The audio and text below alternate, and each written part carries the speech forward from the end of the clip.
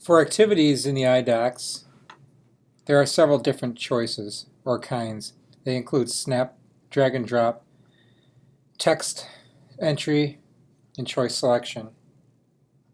We're going to look at a couple of these now. This one activity on this page, you'll notice, has pencils kind of grayed out that show where students can type answers in. This would be considered a text entry activity. By simply touching the box, you can then type in your answers there.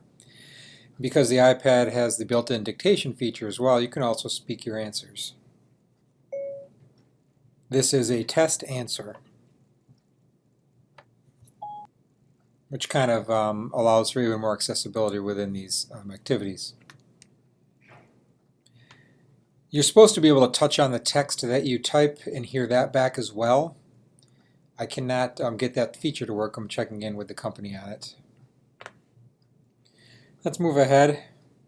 This right here looks like a choice selection activity. You'll notice it played a sound. You couldn't hear it on here, but it also went red, which shows I got the answer incorrect.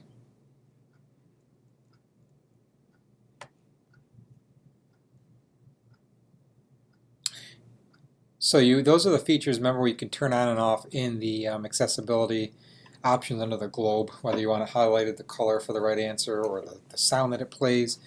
You can turn those on and off, but just so you can kind of tell, see the different kinds of activities.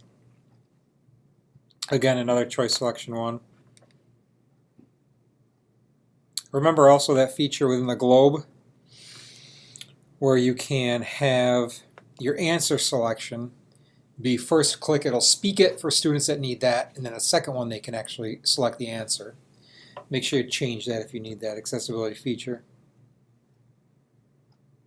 Again, some more choice selection activities.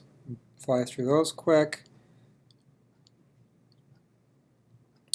Here you'll notice is a sequencing activity and the target.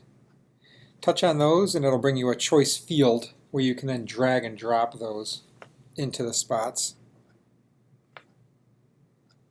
and move through the activity like that. You'll notice a little paintbrush over here or a sweeper where you could sweep or clean the board and start again. Again, that is not the text entry, that is the drag and drop or snap to place. And again, you'll notice here some writing fields where you can fill in your answers to do some labeling.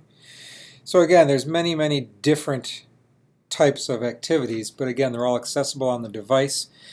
They do have built-in accessibility features to allow students who may need the text-to-speech or the dictation features. And again, it's so much nicer than having to print it off and just do it with pencil and constant prompting from the teacher. Like I mentioned before, if you go to the globe, you can also print these pages if you want to keep them. If you're working from Google Chrome, you could save it as a PDF in your print options and email it to keep it, or keep it a hard copy on your computer. I also want to quickly draw your attention down to the bottom right of my page. You'll notice page 14 of 17, you'll notice the page is green highlighted. That means that this page is an interactive page. In case you get to a page and you question whether you can interact or do anything really with it for activities, if it's green, it means that it's an interactive page or that you can do something on the page. For instance, answer questions or participate in an activity. So make sure you check that out too. Some of the pages you may not know. So again, that's just a quick brief look at the different interactive activities for comprehension type, including snap, drag and drop, text entry, and choice selection. Remember to use your accessibility features as needed. Remember to change the settings on the page as you need. And remember to use your built-in dictation feature on the iPad for students who struggle with typing or composing their answers that way. Hope this was helpful. Thanks for watching.